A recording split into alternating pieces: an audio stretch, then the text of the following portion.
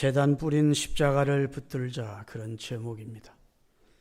하나님께서 말씀 증거될 때에 성령으로 역사하셔서 여러분에게 이전에 경험하지 못했던 심령의 뜨거움과 하나님의 감격적인 은혜가 임하시기를 바라겠습니다.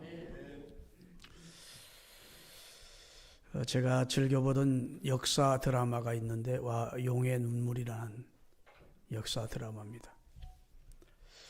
조선 왕조가 개국이 되면서 이성계가 나라를 창업하고 세자를 세우게 되는데 가장 공이 많은 방언이를 세자로 세울 줄로 알았는데 이방원이가 자기가 세자가 되지 않고 아버지의 후처로 들어온 강비의 소생 방석이라는 어린아이가 세자가 되자 못마땅해 여기고 결국은 나중에 방석이를 죽입니다. 그리고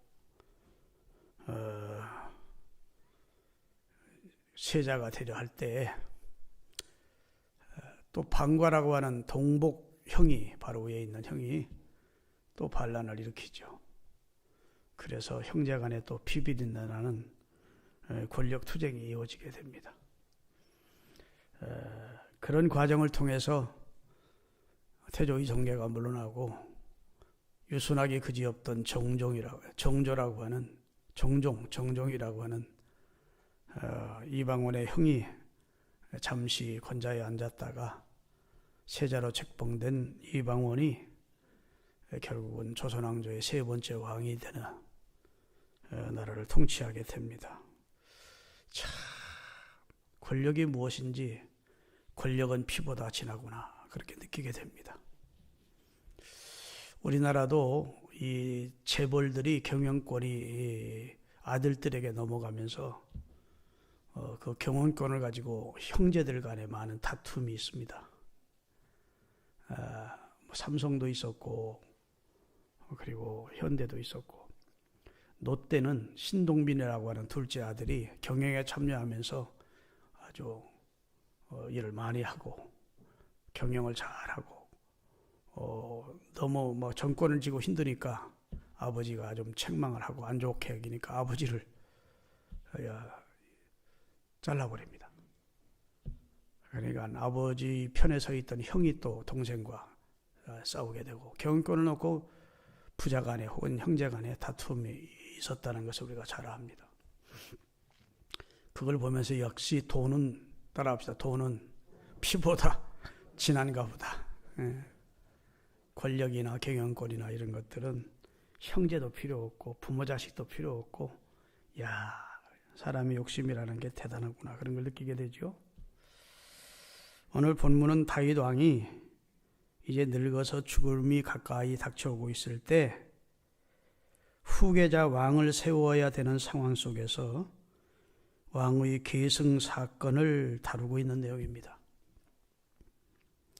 어느 왕조나 마찬가지겠지만 다윗의 왕조의 경우에도 왕의 계승 문제로 인해서 한동안 진통을 겪지 않을 수가 없었어요. 다윗에게는 여러 명의 아내가 있었습니다. 그리고 다윗의 아들들은 총 19명으로 성경에 기록되어 있습니다.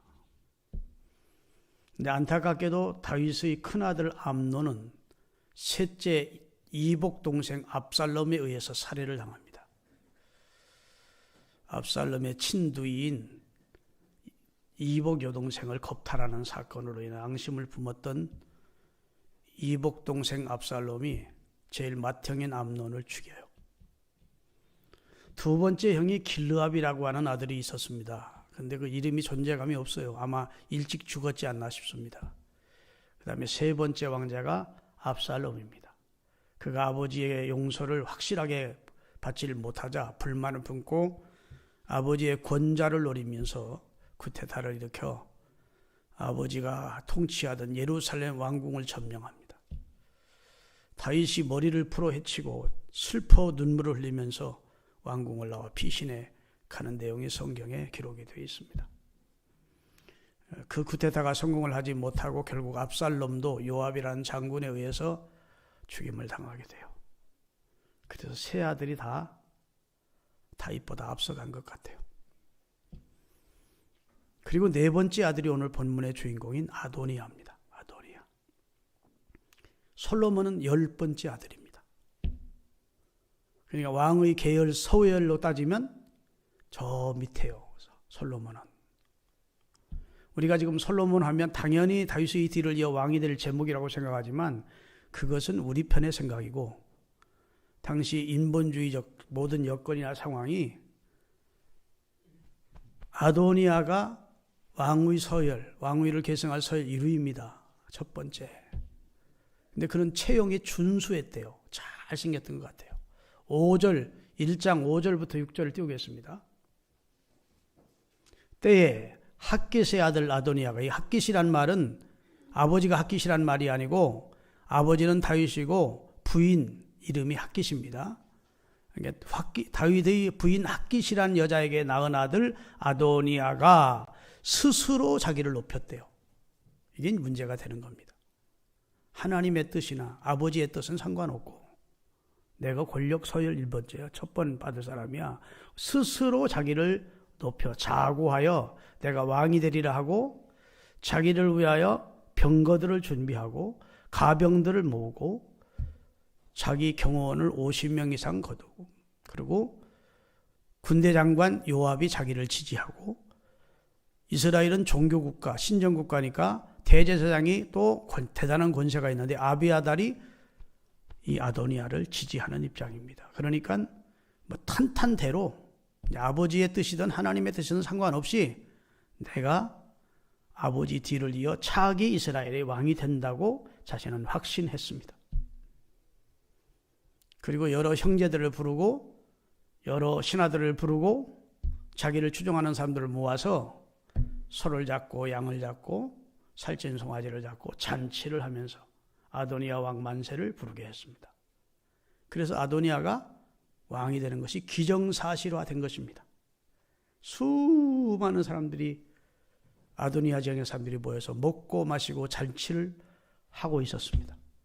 그 사실을 뒤늦게 알게 된 다윗이 안 되겠다 해서 아도니아 편에 서지 않은 대제사장 사독과 선지자 나단과 분하냐와 장군 분하냐와 그리고 밧세바라는 솔로몬의 어머니를 불러놓고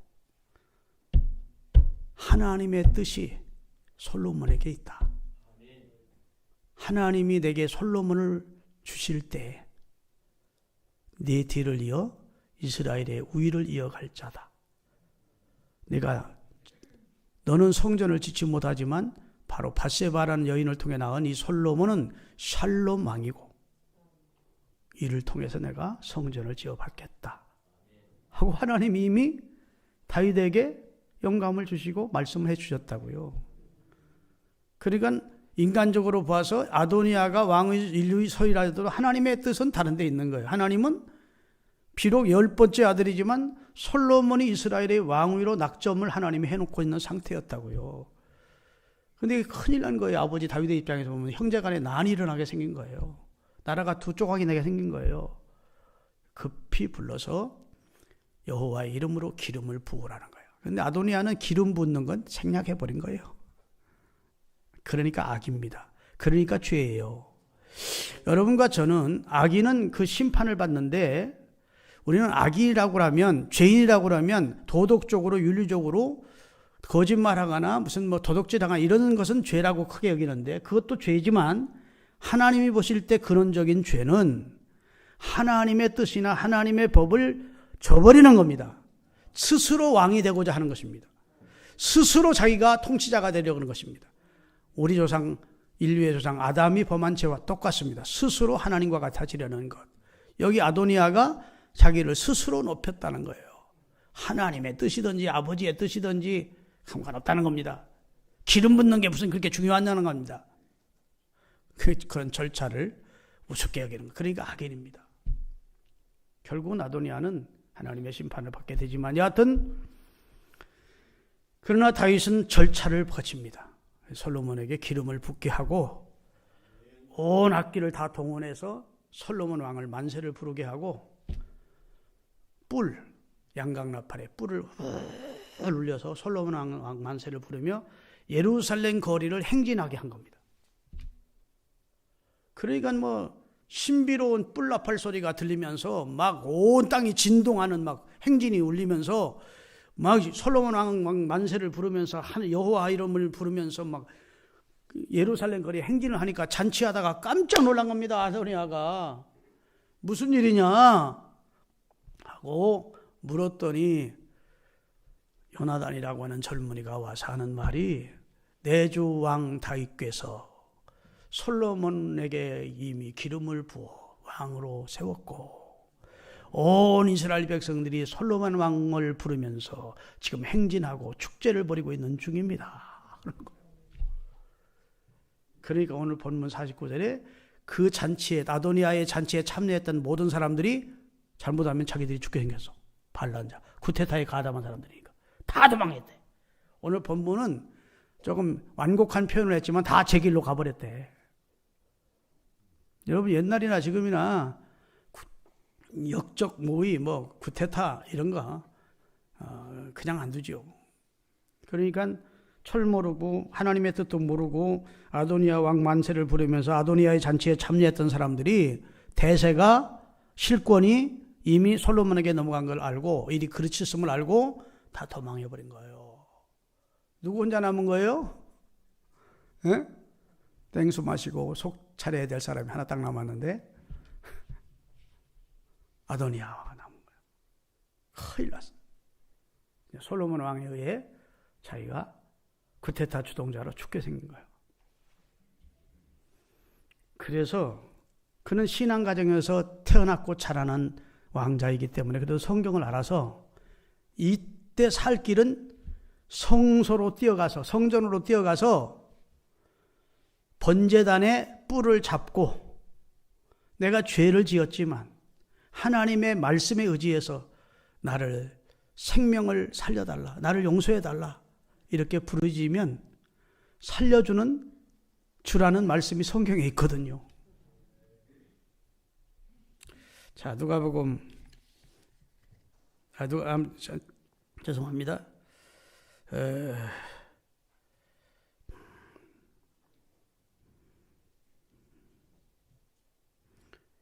출애굽기 21장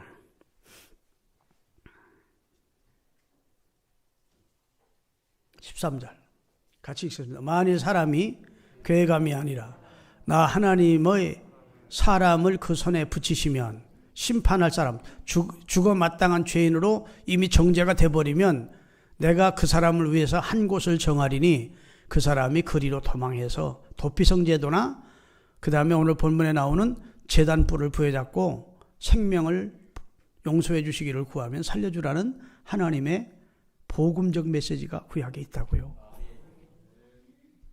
그러니까 지금 아도니아 왕자가 살 길은 솔로몬을 찾아가서 살려달라고 해도 살지 못할 것이고 도망해도 살 길이 없고 오직 하나님이 성경에 말씀한 대로 그 당시는 솔로몬이 성전을 짓기 전이니까 성소라는 게 있었습니다. 성소. 성소에 있는 번제단에 가서 번제단 뿔을 잡고 하나님의 말씀과 약속을 믿고 내가 번제단 뿔을 잡았으니 비록 내가 죽어 마땅한 죄인이지만 말씀에 의지해서 나를 용서하고 살려달라. 이러면 솔로몬도 신앙가정에서 자란 믿음의 사람이니까 나 용서해 주겠지, 살려주겠지 해서 여호와의 성소로 뛰어가서 제단뿔을 붙잡은 거예요. 그러니 군인들이 지금 쿠데타의 주모자인 아도니아를 찾아다니다가 그가 성소 안에서 제단뿔을 붙들고 있다는 사실을 알게 됐어요. 그리고 내가 제단뿔을 붙들었으니 솔로몬 왕이 나를 용서하고 살려주시기를 권한다고 하는 사실을 솔로몬에게 가서 알렸어요. 왕이시여, 왕의 형 아도니아가 죽을 죄를 범했는데 제단뿔을 붙들고 살려달랍니다. 그래? 그러면 다시는 그런 죄를 범하지 않으면 머리털 하나도 상하지 않도록 다 보존해 줄 거야. 그를 살려주마. 했더니 그가 성전에서 나와서 어디로 갔다고요? 솔로몬 왕에게 가서 내 생명을 살려주심에 감사합니다 하고 인사했더니 솔로몬이 형님 이제 집으로 돌아가서 편안히 사십시오 했다는 내용까지가 오늘 본문이에요. 할렐루야. 자, 그러면 이 아도니아라는 사람의 죄가 무슨 죄냐? 자, 1장 5절 6절을 띄우겠습니다. 열왕기상 1장 5절 6절. 때에 학기스의 아들 아도니아가 스스로 높여 이르기를 내가 왕이 되리라 하고 자기 이름과 병거를 기번과 전배 50인을 예비하니 그 다음에 저는 압살롬의 다음에 난 자요. 네 번째 아들이라 그 말입니다. 채용이 심히 준수하게 생긴 자라. 그 붙인 다윗이 내가 어찌하여 그리하였느냐 하는 말로 한 번도 그를 섭섭하게 책망한 적이 없다는 거예요. 모범생이었다는 말입니다. 인간적으로. 모습도 준수하게 생겼지 뭐 아버지 속썩인 적 한 번도 없지, 책망 한 번 들은 적 없이 자랐어요. 그리고 왕의 서일, 계승서일 첫 번째야. 모든 여건이 내가 왕이다 이렇게 생각을 한 것이죠. 뭐가 결여됐습니까? 하나님의 뜻을 묻는 신앙심의 결여입니다. 아멘. 아버지의 뜻을 가서 물었어야 됩니다. 아멘. 하나님의 뜻도 아버지의 뜻도 no. 이건 내가 왕이 돼야 돼. 이렇게 생각한 것이죠. 여러분, 이렇게 죽어마땅한 예나 지금이나 구태타를 하는 사람은 아무리 왕이 살려주고 싶어도 신하들이 도저히 그 사람을 살릴 수 없다고 왕이시여 사사하시옵소서 사사하시옵소서. 왜냐하면 그 사람을 정점으로 또다시 구태타 세력이 또 모여들거든요. 여러분, 수양대군이 세조인데 세조가 단종을 죽이고 싶었겠습니까? 사랑했던 조카인데 진짜 죽일 마음이 없었다고 나는 봅니다. 그런데 그 단종이 정통이다 하고 성산문이나 뭐 박평윤 이런 사람들이 모여드는 거예요. 그래 쿠데타가 일어났어요. 그거 잡았어. 근데 그가 주모자 아닙니까? 그를 죽여야 합니다 하는 거예요. 또 사람들이 단종을 중심으로 또 모여드는 거예요. 어떻게 하든지 조카를 살리려고 했지만 한명회를 중심으로 한 수많은 사람들이 그가 주모자인데 그를 살려두고서는 이 왕권을 제대로 유리할 수가 없다. 결국 죽이게 되잖아요. 무슨 말인지 아시죠? 권력은 둘로 나눌 수가 없다고요. 그러니까 사실은 솔로몬이 아도니아를 아무리 형이라 하지만 죽여야 되는 거예요. 근데 그가 살 수 있는 길은 여호와의 전에 제단뿔을 붙잡은 거예요. 제단뿔이 뭐냐? 출애굽기 27장 1, 2절을 띄우겠습니다. 다 같이. 너는 조각목으로 장이 5규비, 그 말은 2m 50, 그 다음에 광이 5규비 또 2m 50, 이렇게 사각형 네모 반듯한 그런 번제단을 만드는데 겉은 조각목이고 속은 그것은 노수로 싸래요. 노수는 십자가를 말합니다. 예수님이 하나님이 세상을 이처럼 사랑하사 독생자를 주셔서 있는 저를 믿는 자 멸망치 않고 구원을 받겠다 이런 요한복음 3장 16절 말씀을 하기 전 14절에 모세가 광야에서 놋뱀을 든 것처럼, 놋은 이제 예수님의 우리 죄를 가리우는 구리뱀을 말하는 거예요. 번제단 2m 50cm로 번제단을 다 만들고, 그 다음에 높이는 7m 50cm로 하래요. 저는 큰일 날 뻔했네. 75cm로. 75cm. 그러면 이제 희생의 양을 잡아서 거기서 피 흘려서 네 구퉁이에 사방에 뿔을 만들래요. 뿔을. 조각목에 뿔을 만들고 거기다가 희생의 제물을 잡아서 그리고 그 피를 받아가지고 그 피를 네 구퉁이에 뿔에 바르래요. 그리고 나머지 피는 제단 밑에 쏟으래요. 그리고 불로 태워 제물을 하늘로 올리는 게 번제입니다. 그게 속죄제고. 아시겠죠? 자, 그림으로 한번 띄워줄게요. 번제단이 어떻게 되어 있는지. 먼저 성소부터 띄워주십시오. 성소 전체. 자, 이게 성소 전체예요. 요거 말고, 요건 지금 예배가 드려지는 것이고, 이게 성소의 모습입니다. 이 앞에 문이 이게 성막 문이에요. 이 문이 큽니까 작습니까? 굉장히 커요. 철문이 아니야. 논문도 아니고, 그 다음에 큰 장작 해가지고서나 나무문을 만드는 거 아니고 누구든지 밀고 들어갈 수 있는 휘장으로 되어 있어요. 이 문이. 그리고 이 면의 거의 절반이 문이에요. 그것은 누구든지 주님 앞에 올 수 있다는 문입니다. 자, 사방에 문이 있습니까? 문이 하나밖에 없습니까? 이 성막은 예수 그리스도를 상징하는 거예요. 구약의 예표라고요. 그러니까 구원은 누구나 올 수 있도록 큰 넓은 문을 쉽게 열고 들어가도록 휘장문으로 만들었어요. 믿으십니까? 천하인간의 구원 얻을 만한 다른 이름을 주신 적은 없어요. 믿습니까?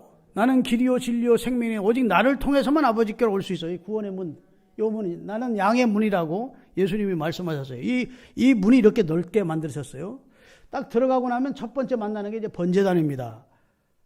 그래서 죄인된 우리 인간이 구약시대 제사는 희생의 양을 가지고 와서 죄의 삭은 사망이니까 내가 죽어야 되는데 나는 죄인인데 나를 대신해서 가져온 제물에 희생의 양에다가 머리에 손을 얹고 제사장이 그 위에 또 손을 얹고 이 사람이 죄를 보면서 죽어 마땅하지만 이 사람을 대신해서 이 양이 대신 죽으니까 이 양의 피를 받으시고 이 사람의 죄를 사하소서 하는 게 번제입니다. 할렐루야. 그래서 번제를 드리는 사람은 자기 대신 죽는 양의 모습을 보는 겁니다. 내가 저렇게 죄를 보면 죄의 삭은 이렇게 무겁구나 하고 레위인들이 양을 잡아서 주면 제사장이 그것을 피를 받아서 번제단 띄우세요. 번제단 좀 크게 띄우겠습니다. 이게 번제단입니다. 저 속은 지금 얼기설계서에서 밑에서 불을 떼면 재물을 올려놓고 불을 떼면 활활 타게 돼 있다고요. 그러면 네 구탱이에 뭐가 있어요? 이게 뿔이 있습니다. 이게 번제단 뿔 저걸 잡았다는 겁니다. 성소로 뛰어들어가서 번제단 뿔을 잡은 거예요.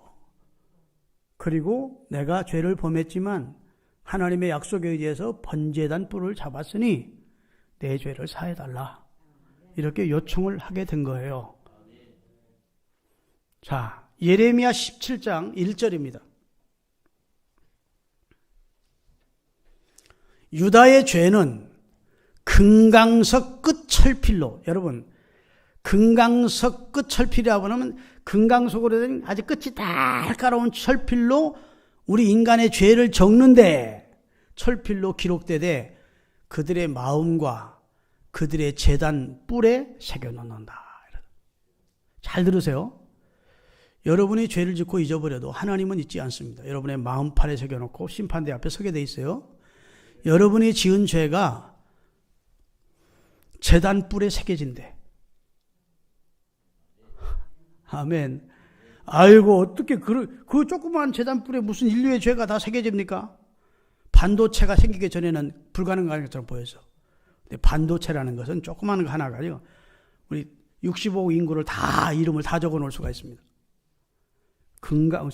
반도체라는 것이 없던 시대니까 하나님은 이렇게 설명한 거예요. 금강석 철필 그 날카롭고 예리한 그 송곳꽃으로 너희 죄를 제단 뿔에다 새겨놓는다. 그럼 내 죄가 용서받으려면 어떻게 돼요? 거기에 피가 발라져야 돼. 나를 대신해 죽는 희생 제물에 피가 발라져야 내 죄가 용서받아. 레위기 5장 4장 18절입니다. 또 그 피로 회막 안 여호와 앞에 있는 제단 번제단 뿔에 바르고 피를 바르고 나머지 피는 회막문 앞 번제단 밑에 쏟을 것이요. 그 다음에 또 보면 25절입니다.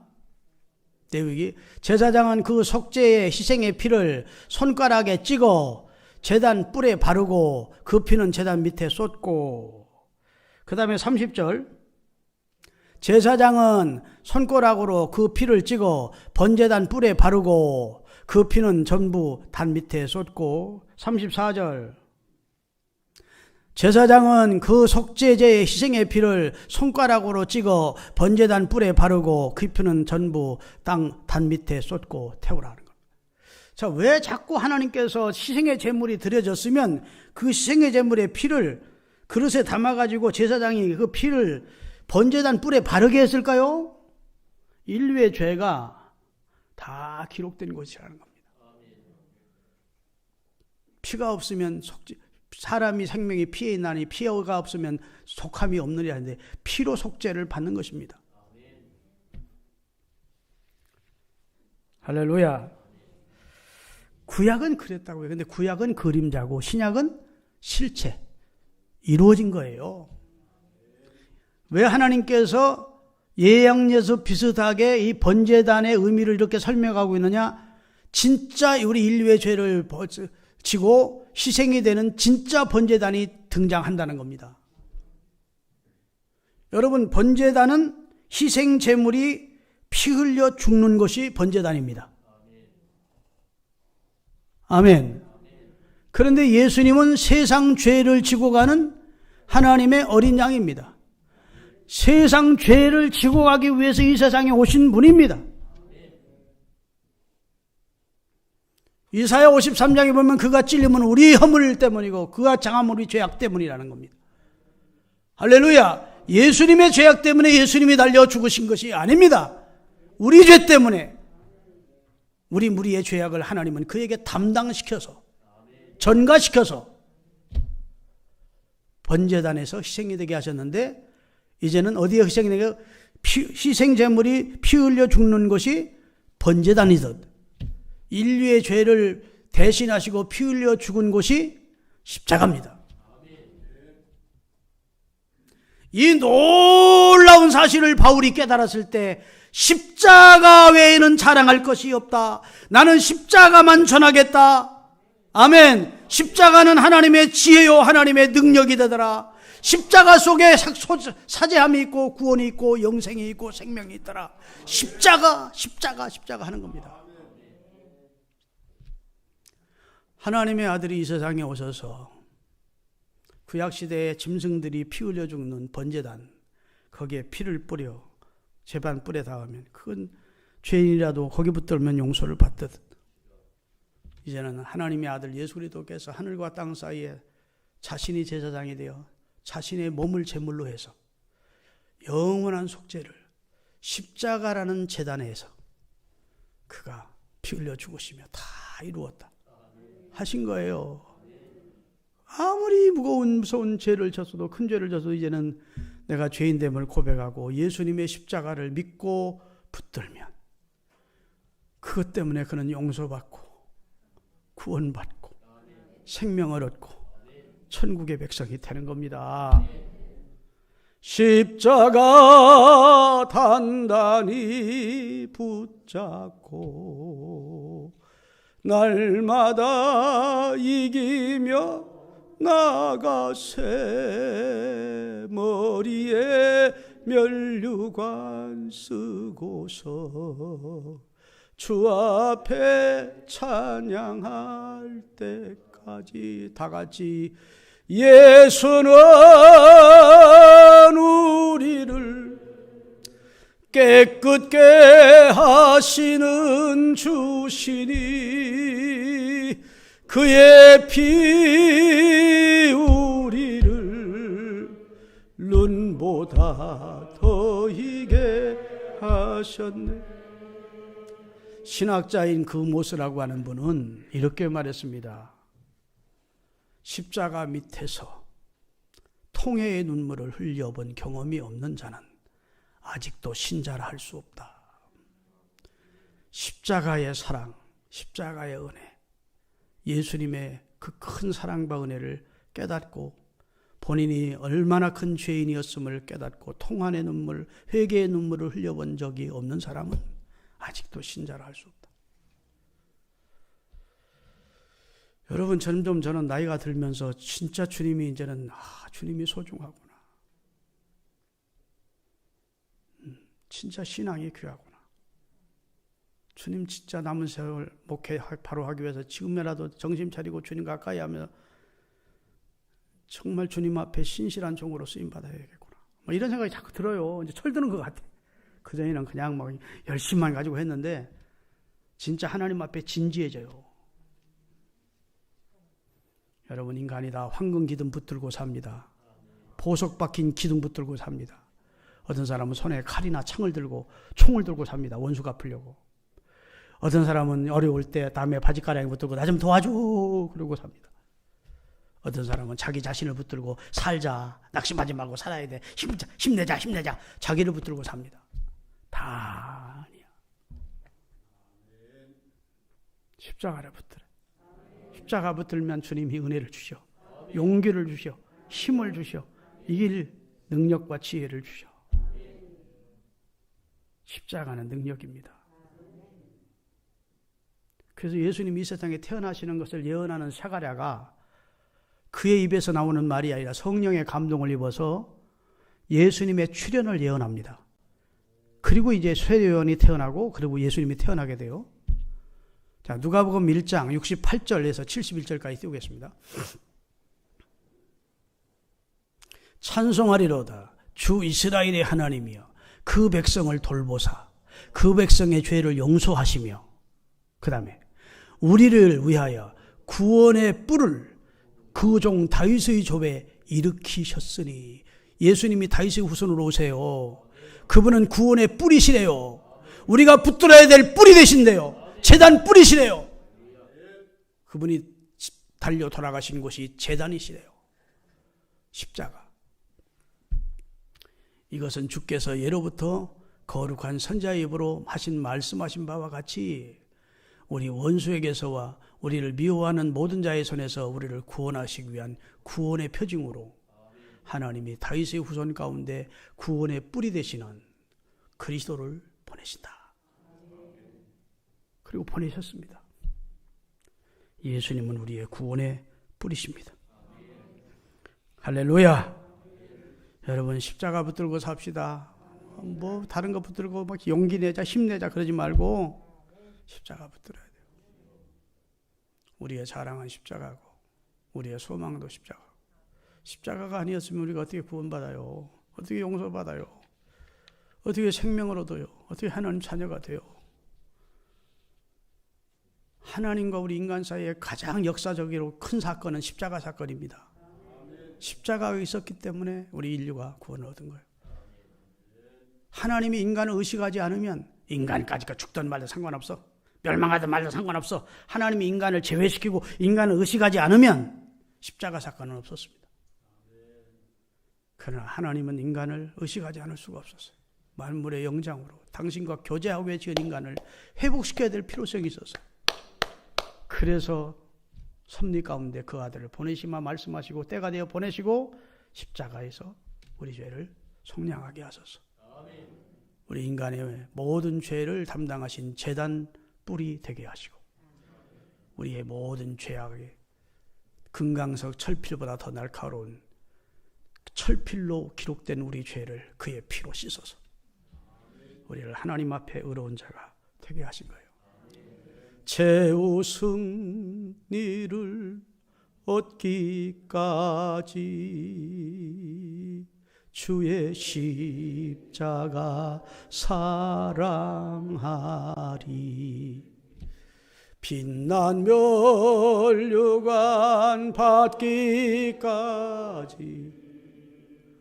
험한 십자가 붙들리. 아멘.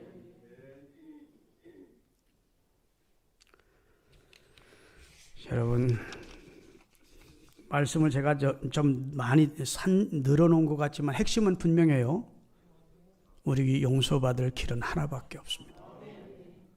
구약에는 제단 뿔을 붙들고 한시적 죄를 용서받았지만 이제는 완전하신 하나님의 아들이 우리 죄를 지시고 세상 죄를 지고 죽어서 이제는 그 십자가를 붙들면 영생 얻는 겁니다.